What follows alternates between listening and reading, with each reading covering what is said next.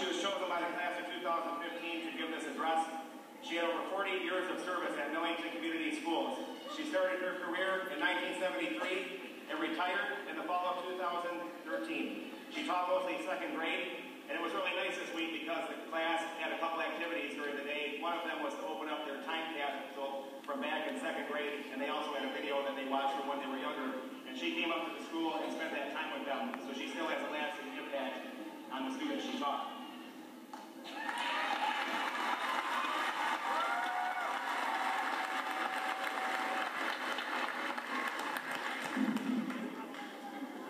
Thank you, Mr. Godet.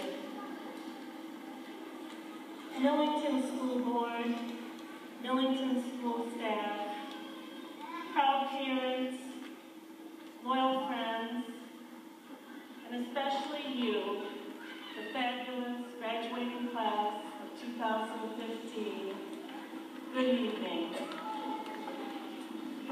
To those of you who do not know me, my name is Nancy Stilson. I actually taught here 40 years. That means I had nearly 1,200 wonderful Millington Cardinals as students. Many of you here tonight were my darling second grade children. The rest of you, I know I would have loved to. I have a special connection with this class. I was with you when you began your early grade school years. I was with you when you were the last second grade class to leave the Glaze Up. I was happy to be with you when you opened your time capsule last week. And now I get to be with you at your commencement, the beginning of many new chapters in your lives. I want you to know that I am truly honored to be here as your speaker.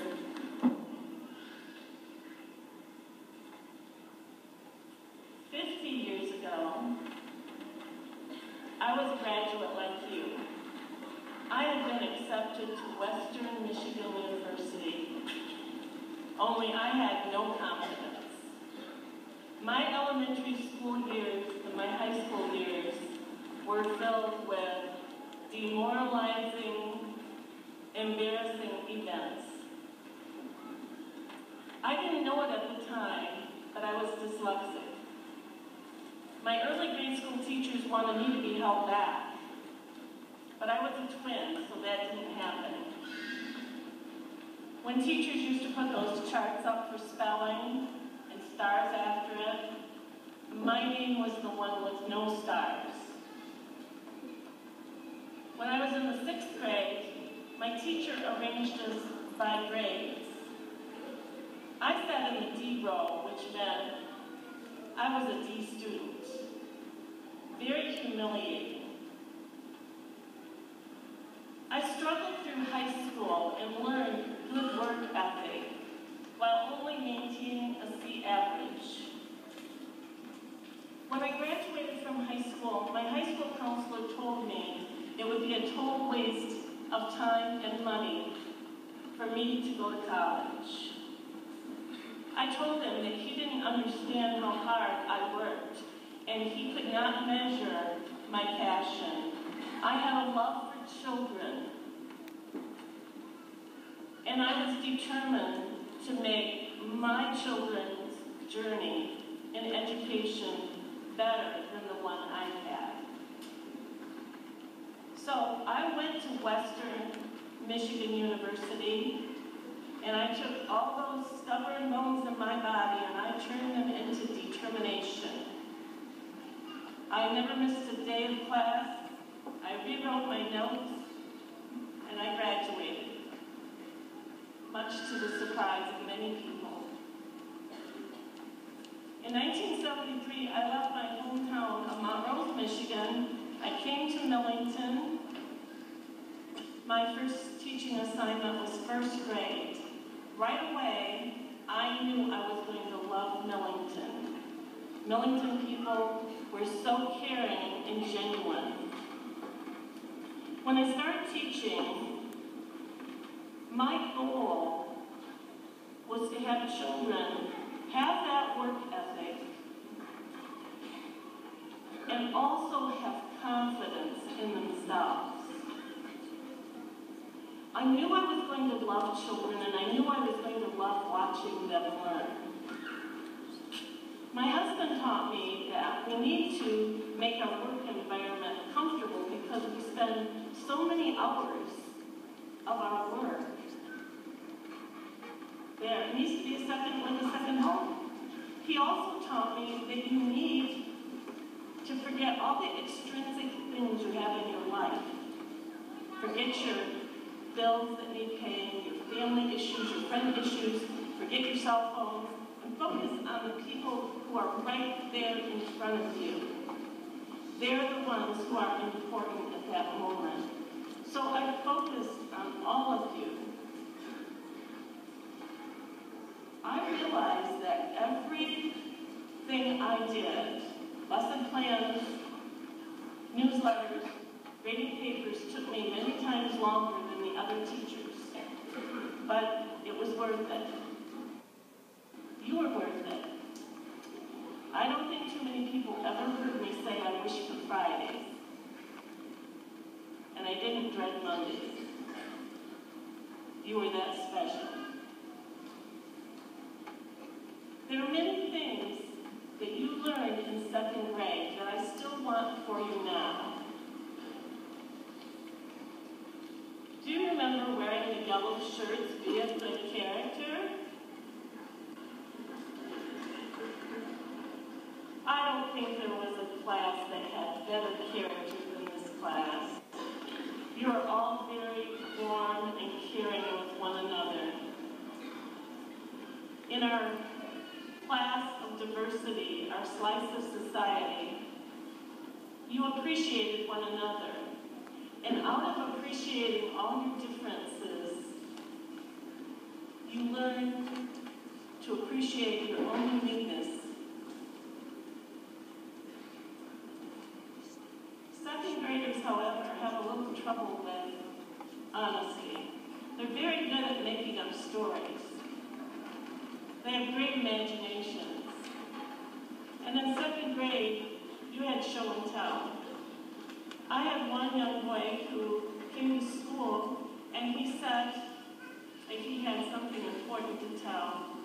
He got up and proudly announced, "My dad shot 15 deer." It was my job to let him know that this was far-fetched, unbelievable. So I said, "Your dad shot 15 deer? That's hard to swallow." He said, "We didn't eat them all."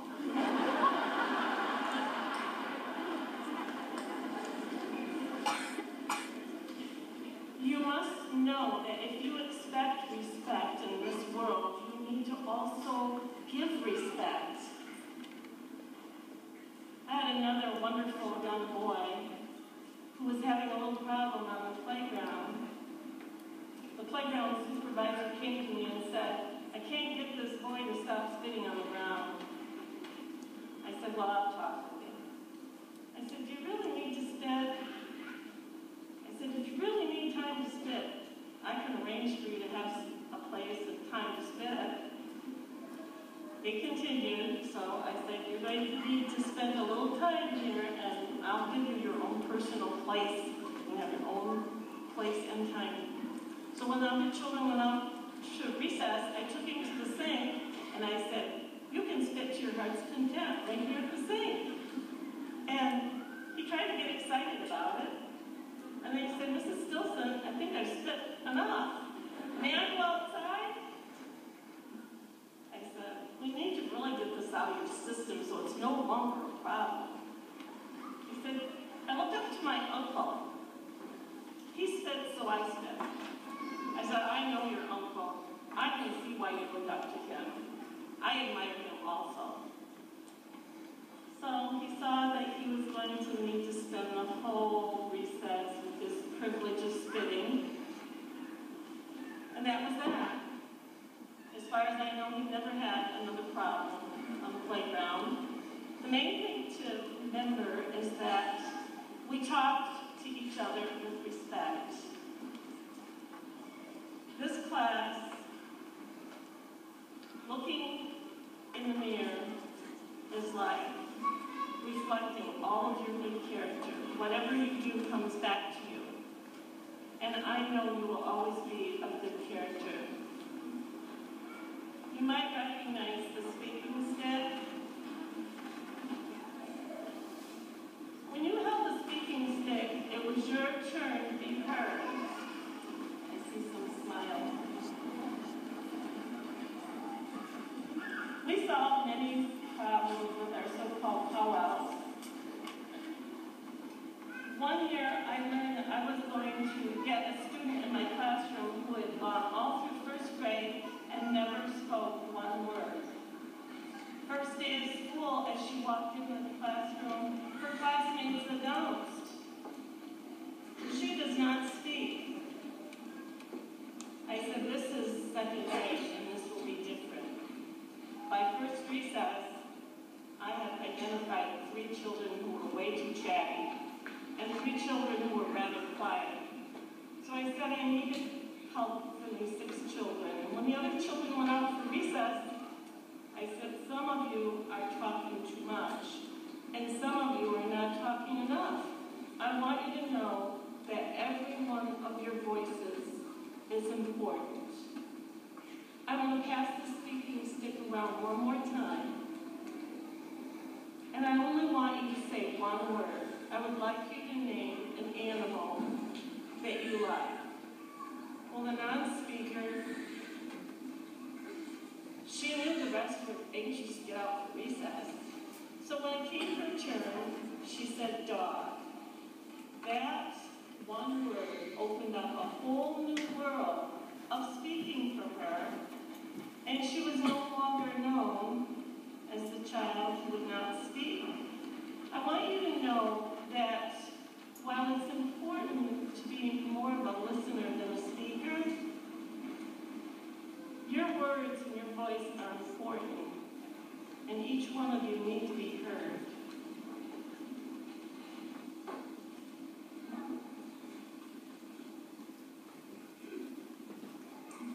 You also saw our class putting on costumes. When you wore costumes, you had fun. You prepared yourself for plays. You prepared yourself for public speaking. You gained that confidence that I never had. And along the way, you made memories. Life, just living it, presents itself with sadness and unpleasant situations, but you all have the power to create good times, and you all deserve to have good memories. So include fun in your life.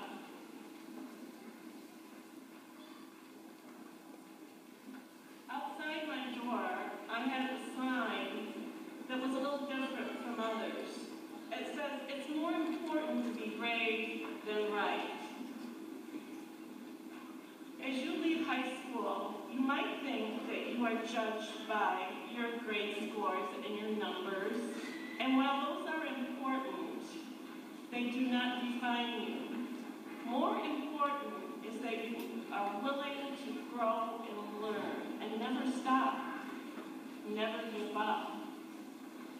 When you run into a problem, I used to tell you, think of it like a mud puddle. If you came to a mud puddle, would you just stand there and look at it? No, you would go around it, you'd go over it, or you'd go through it. But you would get by it. I'd like you to handle your problems that way and build on your strengths.